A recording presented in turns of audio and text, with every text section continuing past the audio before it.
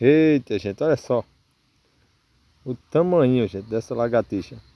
Pera aí, mulherzinha. Fica quietinha pra você não cair e se machucar. Mas é miudinha, gente. Miudinha de verdade. E ela se segurou aqui no meu dedo, ficou quietinha. Mas é muito miudinha mesmo, gente. Vocês veem, ó, tá na ponta do meu dedo. Né? Eu vou soltar a bichinha aqui. Né? Olha só. Como a natureza é incrível, né? Essa é a lagartixa. Ela tem muita semelhança, gente, com... até tipo postando uns vídeos esses dias. Né? Aquele...